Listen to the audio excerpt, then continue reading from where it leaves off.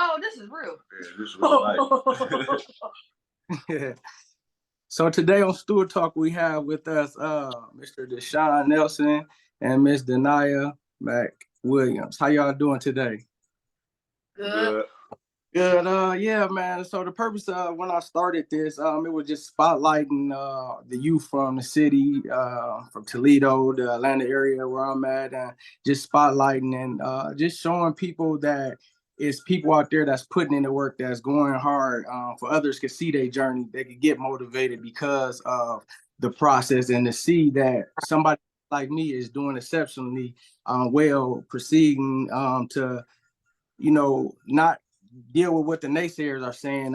We just gonna just be regular. We ain't gonna amount to nothing. We doing something. We showing different. Like DaNyah, you are, great grade point average. You was able to play sports, 4.0. Going to school, going to the nursing field, excellent. That's much needed. Desean, you are on another level. You're playing D1 basketball at the highest level. Many people are saying to be like that, be like both y'all. You guys are role models. So we start with you, Desean.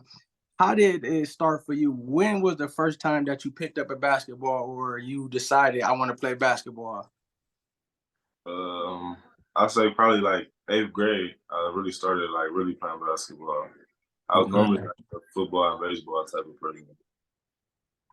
So when did you know this is something that I want to do? I'm gonna keep doing it. Hey, I kind of like it. When did you figure that out? Was it 8th grade? Was it going into high school? It was like probably going into my sophomore year. I had hit a real big growth spurt.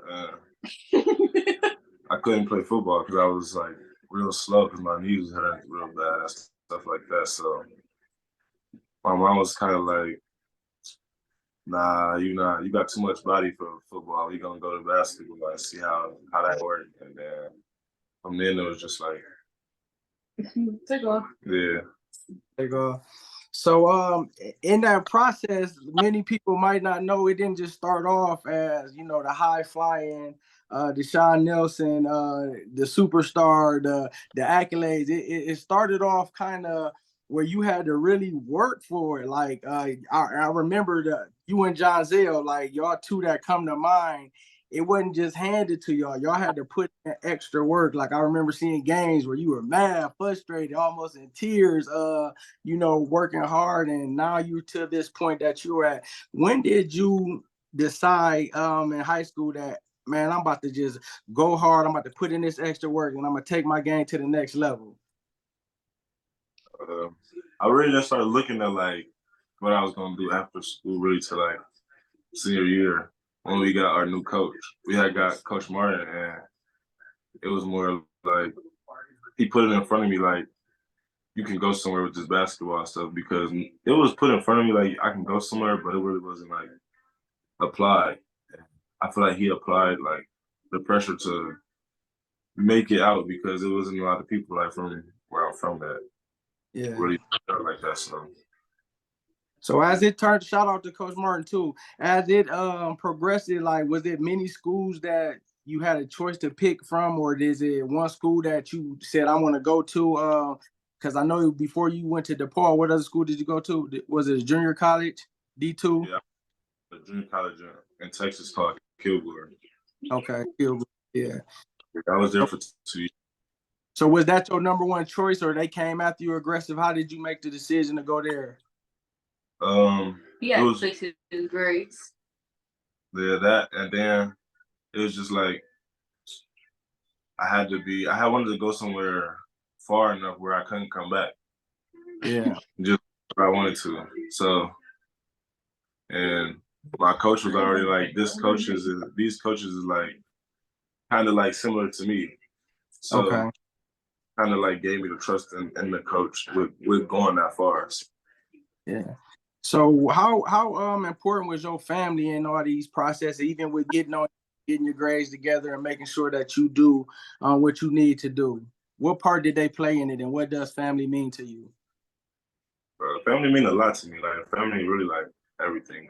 Like, and then they played a big part with me being in Texas, just off of a mental standpoint, just because I feel like around that time I was losing a lot of friends that was closer to me and stuff like that. So being able to talk to like her and my mom and stuff like that, it really was just easier to get through it just from a man standpoint. Like, like not really wanting to talk about what's going on and stuff like that. Having them to talk it was really helpful. Okay, so because this kind of goes with her too. How did both of y'all deal with losing close friends? How did y'all use that as motivation, or did y'all have a period of time where y'all kind of were in a slump because losing close friends, people that was close to y'all? The basketball player, what's his name, Mr. Greer? What's his first name? That passed. Yeah, long live him. Like seeing how it affected him and other people that you guys know. How did both of y'all handle losing friends, being able to still do what y'all needed to do in class, and like you, DaNyah, to excel, still being at the top of your class, and even play sports? How did both of y'all, you can go first, DaNyah, then we'll jump back to you. How did y'all use that, and how did that affect y'all? I don't know. I ain't over it. Like, you still deal with it every day. But like, I was in a slump for about a week, but I'm not the type of person to mope around all day. Like, if I'm gonna mope, I'm gonna mope doing something with my life. Like, school's always my distraction. School is never hard for me. School was easy. Like, I can go. My teachers was cool, so if I needed time off, they'd be like, all right, go in the corner or something. Like, not like a little kid, but if I needed time, they would let me. That was my, like, school or anything that I focus on, that keep my mind off of anything. Like, work too. I don't sit around. I can't sit around. I'm gonna go crazy sitting around. Yeah. What about you, Desean? Really just like I said, just like talking to them, and then what really helped me was really more like motivation, stuff like that. Like them telling me like, okay, this like something that you should use to like you gotta do something with what you're doing. You can't just stay there them 2 years and come back to the city and not have nothing like to do with yourself after that. Yeah. So as just you open your eyes to like, there's nothing here for real. Like, it's not, the people here are not always in your best interest. Yeah. So when you did you see? Because I noticed the difference when I watched your tournament games and all like that. How soon did you see that you was different and that you was excelling even down there at that school? Because you could see that you were standing out even among your team, even though I know some people were upperclassmen, so they were probably getting more shots or getting the last shots.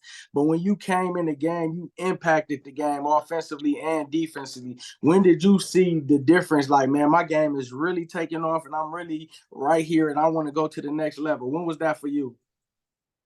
I ain't gonna lie, I always been like one of the people that just like, I always had the confidence of like being the best player. So it was just like, it was already there.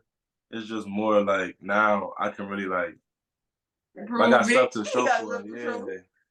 It ain't just like a lot of talk. It's just more like I can prove it now. Yeah. So what would you say the difference was when you first stepped on the D1 court and you were doing the same thing that you were doing in D2, when some people would have probably get nervous or got the spotlight? I'm seeing you on Sports Center, Dunk of the Week, Highlight of the Week. You excelling. What did you do for you wouldn't get complacent? Really just, I just look at it like I don't have nothing to show. Like, I don't have nothing to show for, like, I'm doing all this stuff. Like, we're not living how we want to. We're not living in the best way we want to. So I feel like it's just that, like, it's so much extra, like, more stuff to do. Like, yeah, we're not living in the biggest house, in the best house. We're not driving the nicest car.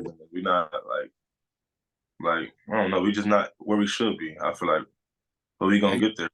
Yeah, and you feel like you got the chip to be able to make stuff happen and to be able to take it to the next level. Yeah, for sure. DaNyah, with you, when did you first know that you wanted to be into the nursing field, or when did you know that's what you wanted to do? And how important has school always? Did you always seek to be on the honor roll principals list, or is that just something that happened naturally? Did you set goals? How did that happen? Beginning, I used to go to Toledo early college. Toledo got was so hard. I'm talking about it was hard.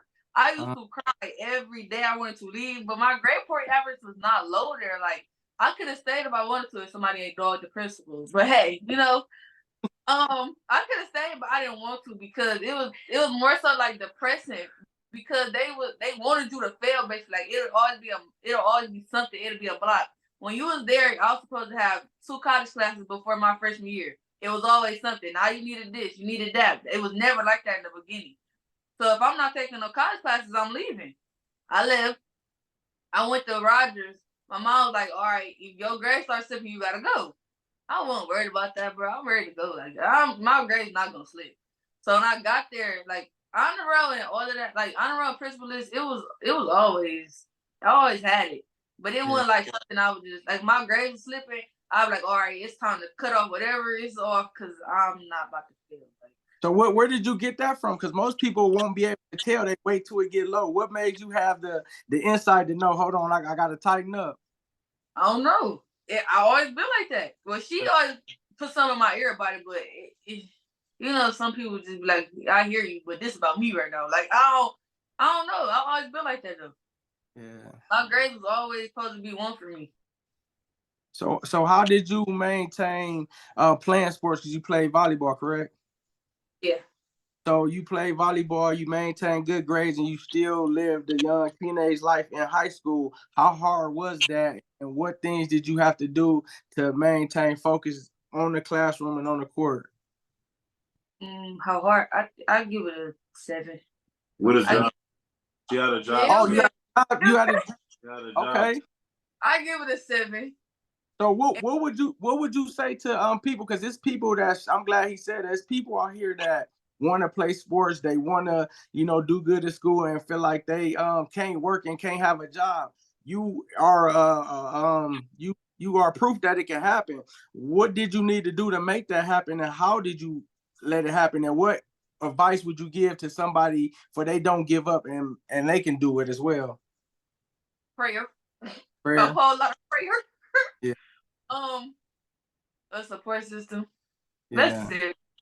Like having a job, I ain't gonna say like grades was low key kind of easy for me because my teachers always knew like if something happened at practice or something like I was irritated, they would know, like they would feel it on me and they'd be like, all right, just go take a break, like come back when stuff like that.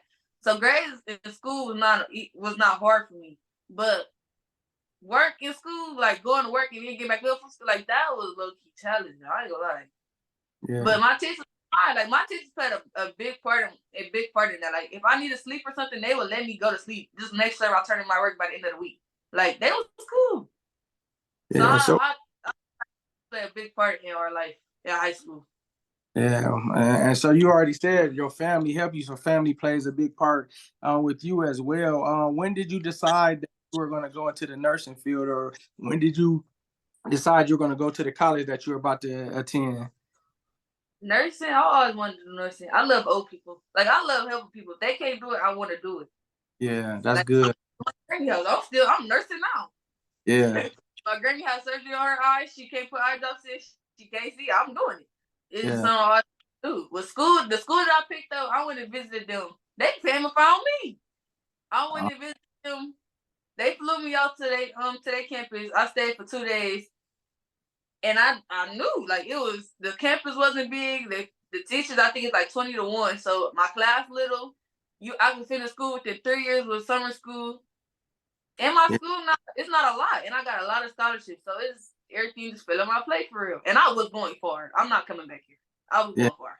So that you got a great too hard. You got a great servant too hard. So I'm gonna shift back over to Desean. What's next for you, and what are your future aspirations with basketball? But next year I want to test the NBA route and everything. I feel like it's gonna be real good. It's gonna be interesting to see like what happened and everything.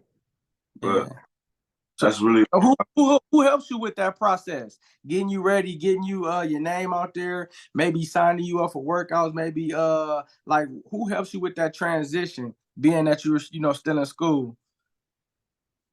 really my coaches. My coaches really helped me a lot, and Okay. like I talked to my senior year coach, Coach Martin, a lot. So he kind of helped me with that stuff because he familiar with that stuff a lot because he been coached in college, he been coached at other high levels, and he know like pros, and he know like the people that work out with the pros and stuff like that. So he kind of like know the ins and outs of everything. So it's kind Yeah. of plus one for me. So And then like I said too, even with this, man, it's good for people to be able to see people where we from that's excelling, hear how everybody loves Toledo, but we know what goes on in Toledo. We know how crazy it's getting, and we know how the violence is and all like that, but you can't make it out. And even with me transitioning, moving to Georgia, I seen that it was more than Toledo, and it was more opportunities, and it was more things to be able to be useful for. Like,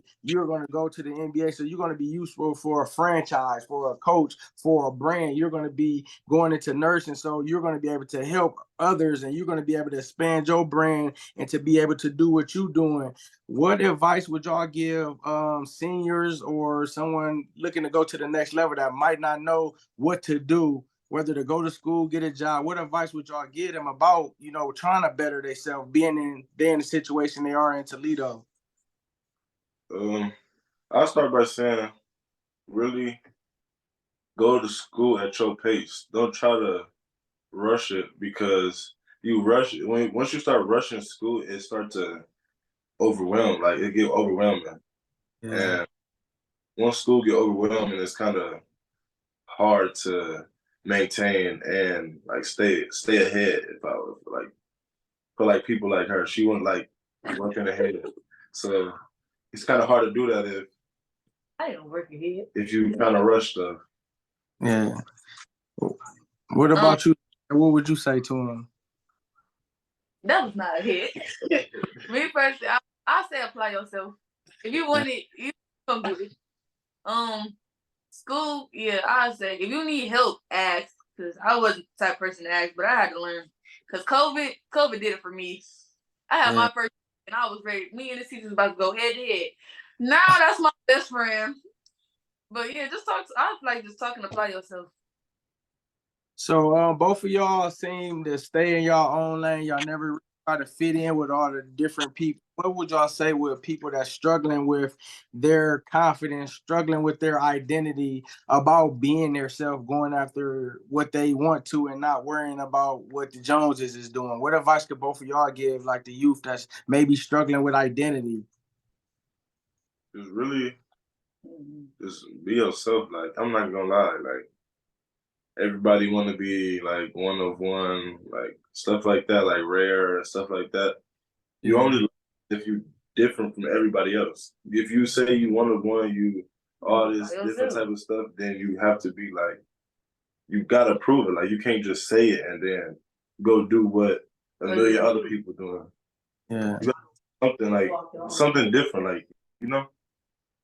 Yeah. I feel like you're supposed to just walk your own path. Yeah. Other people ain't gonna get you nowhere. Yeah. Especially into You Yeah. still they. Yeah, because it's a thing. Many people are struggling at, and they're letting social media raise them. They're following after the people that's in the industry who's not living the life that they're rapping about, or even people that's social media. They That's get another thing. Take a break. social You can media. take a break from social media. It's not gonna kill you. yeah, People with social media, I feel like should take a break sometimes because It's draining. yeah, Social media make you think you moving too slow with life. Like I feel like they put you where you supposed to be. Like they make you think you're not doing enough. It's your yeah, life. Your own pace. yeah. That's good. That's good. So where can people follow you in the what is it, the Paul Demon? yeah, Blue Demon. Blue Demon. No, because I knew Demon D, because that's Wake Forest. Okay, so DePaul Blue Demons. Where can they find you and your team at on socials and all that? Get your tags and stuff. They can follow me on Instagram at DNelson_419. Oh, you know, okay. That's then my name on everything else. So okay. Yeah, man, we're gonna be looking for you to do big things this year, man. Make a good run in that tourney, in your conference tournament first, then in the NCAA tournament, man. And I'm just want to say that I'm proud of both of y'all because I seen y'all grow from, both of y'all coming up being little, from you cheering to coming up to being a well-respected, well-mannered young lady to you being a young man, and even knowing, how much and how hard your family love on you and how much they're even pushing, for you, man. So I just want to salute to both of y'all and on to the next level and just tell y'all continue to be great. And I appreciate this. Appreciate you. Yeah. Thanks. Yep.